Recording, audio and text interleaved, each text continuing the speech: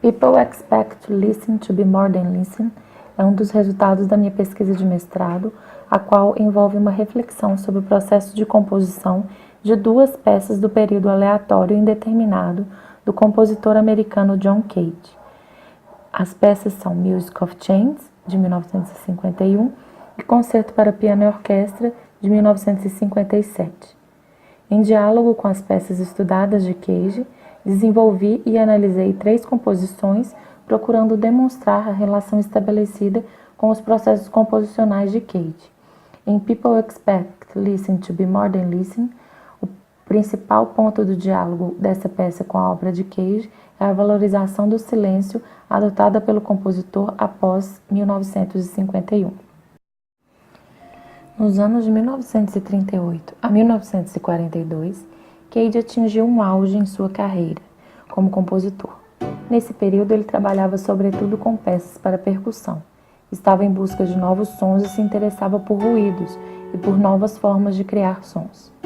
Considerava previsíveis os resultados obtidos com instrumentos tradicionais e valorizava a percussão por permitir justamente uma constante experimentação nos modos de produção sonora.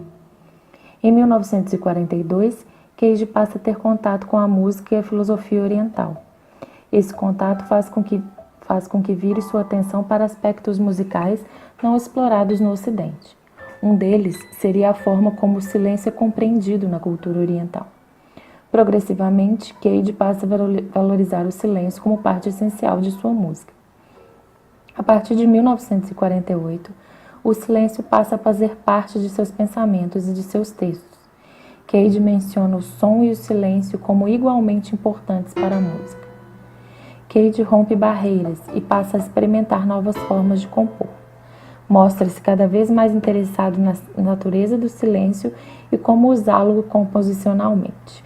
Em sua palestra Chains, publicada na coletânea Silence, de 1961, Cage fala sobre sua experiência na câmara anecoica. A câmara anecoica é uma sala projetada para conter reflexões de ondas, tanto sonoras quanto eletromagnéticas. Além disso, é isolada de fontes externas de ruído. Em sua experiência, Cage conta que, ao contrário de não ouvir nada, ele começou a ouvir 2 sons, um agudo, do seu sistema nervoso, e outro grave, do seu sangue em circulação, percebendo assim a impossibilidade do silêncio absoluto. Após essa experiência, o silêncio passou a ser trabalhado cada vez mais em suas peças, deixando de ser um elemento secundário, uma pausa entre sons, para ocupar um status tão importante quanto o som. Em 1952, Cage compõe 4:33 e realiza finalmente sua ideia de ter uma música onde nenhum som é realizado pelo intérprete. Essa peça vazia de sons escritos tem como material sonoro sons ambientes, sons da sala de concerto. A peça traz dificuldades para o público, sobretudo para as pessoas que não estão acostumadas a sentar tranquilamente em silêncio, ainda menos em uma sala de concerto. Segundo Pritchett, 4:33 é um tributo ao silêncio e tem como seu papel mais útil inspirar sua busca. Mais do que um objeto estético, para ser ouvida como qualquer outra peça, essa obra levanta questões de caráter filosófico à natureza da escuta e serve como um lembrete a todos sobre a existência do silêncio e o caminho que Cage percorreu até chegar a esse entendimento. Entretanto, a polêmica que essa peça levantou está frequentemente associada a uma interpretação que desconsidera sua posição dentro da produção de Cage. Além disso, é vista como uma peça sem som ou a peça em silêncio, sem carregar a ideia e o contexto de onde brotou a ideia da obra. O mais importante naquele momento era o que surgia ou se transformava em torno do conceito de silêncio. Após a contextualização da presença do silêncio na obra de Cage, irei agora detalhar aspectos expressivos, pontos de diálogo com a obra de Cage e aspectos formais e técnicos da peça People Expect Listen to be More Than Listen. O silêncio nessa peça é um elemento de grande importância. Como seria possível fazer música sem o silêncio? Ou o que seria do som sem o silêncio? Ou ainda, como lidamos com o silêncio à nossa volta? Inspirada na forma como Cage passou a pensar e trabalhar o silêncio em suas obras, procurei utilizá-lo como elemento-chave. A peça possui momentos de silêncio e trechos com dinâmica delicada, com sons quase inaudíveis. Elementos cênicos foram incorporados aos momentos de silêncio. São gestos em que o intérprete simula o ato de tocar, posicionando-se em frente ao instrumento ou simplesmente o segurando. Essas ações têm a intenção de valorizar o silêncio e mostrar que, assim como os sons, ele também faz parte da música.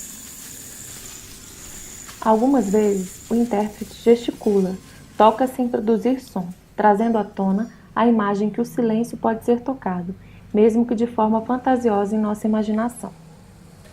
Em outros, o intérprete se posiciona em frente ao instrumento ou o segura, e se permanece ali por alguns segundos sem produzir som. É como se o tempo se prolongasse em função do silêncio, de modo a torná-lo estranho ou inconveniente. Em música, espera-se som, e na falta dele é possível que ocorra um desconforto ou uma sensação de erro.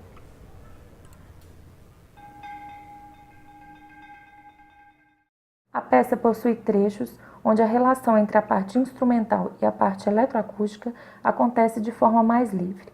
Os gestos instrumentais nesses trechos possuem uma indicação do tempo de duração, mas não há uma preocupação com a exatidão do ritmo escrito e com a sincronia com a eletroacústica.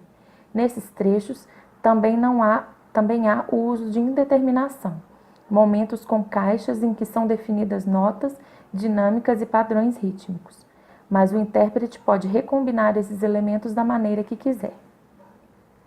Há outros trechos em que o andamento e o ritmo dos gestos instrumentais são definidos. Nesses momentos encontramos vários ataques sincronizados entre a parte instrumental e a parte eletroacústica. A partitura possui uma linha de tempo com a indicação de segundos e requer o uso de um cronômetro. Tanto na eletroacústica quanto o cronômetro são acionados pelo intérprete através de pedais conectados a um computador, de acordo com as indicações na partitura. Para o controle dos pedais foi utilizado um patch no software PD. As principais articulações da peça acontecem sobretudo através de silêncios ou de passagens que ocorrem rarefações. Globalmente, a peça se caracteriza por iniciar e terminar em silêncio, e essa característica se repete no início e no fim da maior parte das sessões. As variações de densidade foram outro aspecto importante na composição da peça. Tanto na parte eletroacústica quanto na parte instrumental, a textura sonora é formada por sons ásperos em contraste com sons lisos. Procurei trabalhar com os limites dessas duas sonoridades, texturas, de forma que elas se transformassem gradativamente ou bruscamente uma na outra.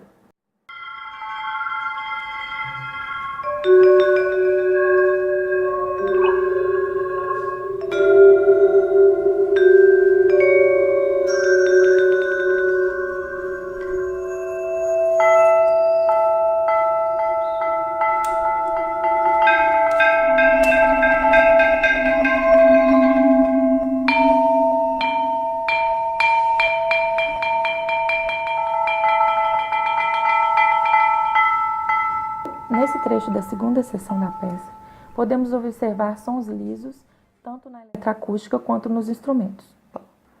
No espectrograma, podemos observar características de textura lisa, que apresenta parciais mais nítidas e linhas horizontais marcadas.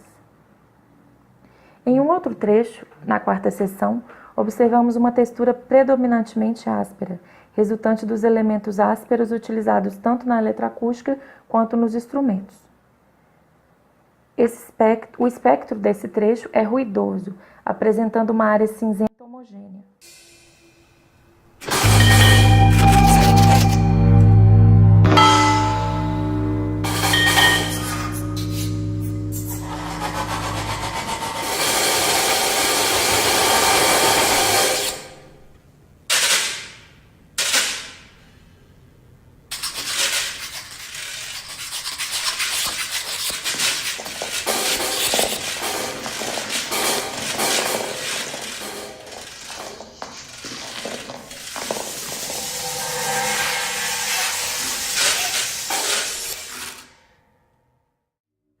Podemos observar o período a partir de 1951 como um marco de mudança no estilo de composição de John Cage.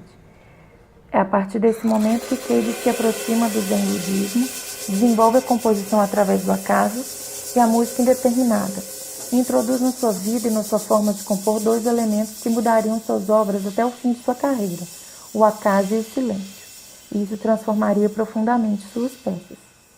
Em People Expect Listen to Be More Than Listen, para a percussão e eletroacústica, procurei dialogar com a obra de Cage através da valorização do silêncio. O silêncio foi utilizado como parte fundamental da música e recursos como gestos cênicos foram utilizados com a intenção de valorizar e enfatizar ainda mais a presença do silêncio. Para mim foi um desafio compor com o silêncio e pensá-lo da mesma importância como penso o som, tanto no momento da concepção da peça, quando imaginei maneiras de passar do silêncio para o som de forma suave, levando o ouvinte a refletir se existe som ou silêncio, quanto no momento de trabalhar a delicadeza e os aspectos sutis com a intérprete, de modo que ela tocasse o silêncio de forma convincente. Considerei o trabalho interessante, que me trouxe uma abertura da sensibilidade para utilizar esse elemento em outros momentos, em outras peças.